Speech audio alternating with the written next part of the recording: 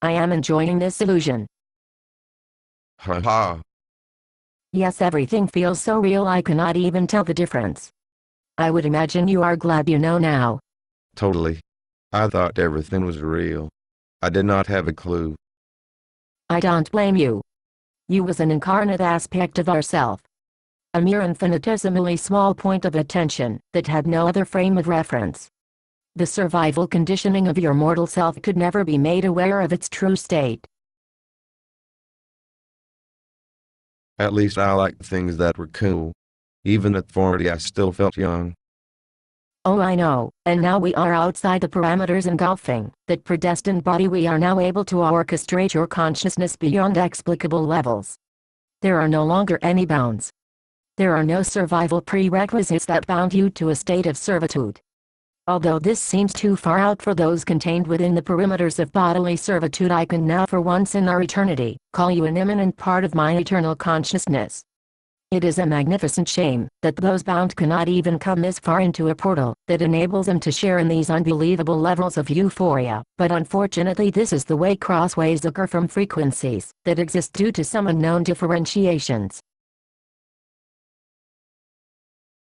They are in a prison.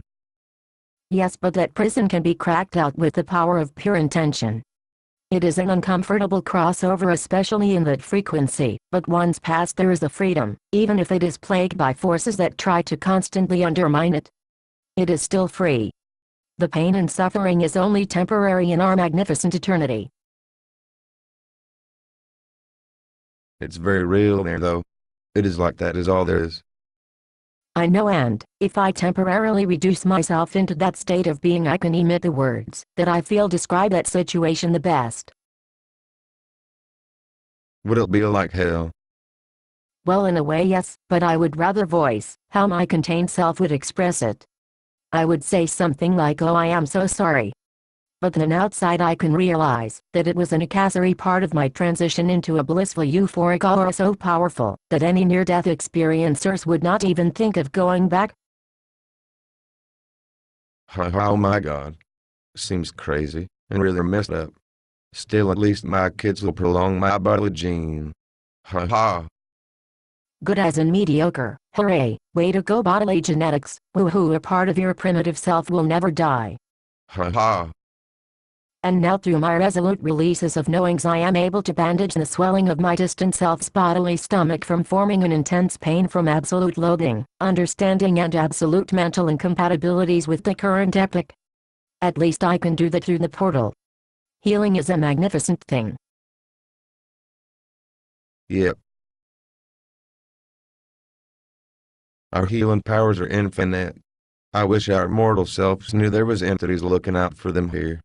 But they don't. Except for Larissa. True. Larissa opened her third eye to monumental levels. And she is able to control it, so that she is not in direct harms by other entities. Even though she thinks doom is ahead. She is actually manipulating her reality subconsciously to cater for her bodily flaws there. This is all done at a subconscious level, and therefore she cannot tell for certain if this is true. But from seeing all the entities there, she appears to be one that is beyond most in the recognition of our infinite source. Yep. Oh well. I have finished healing it. Now time to refrain from this immortal superposition of infinite possibilities manifesting in our aura of wonderment. Ha ha.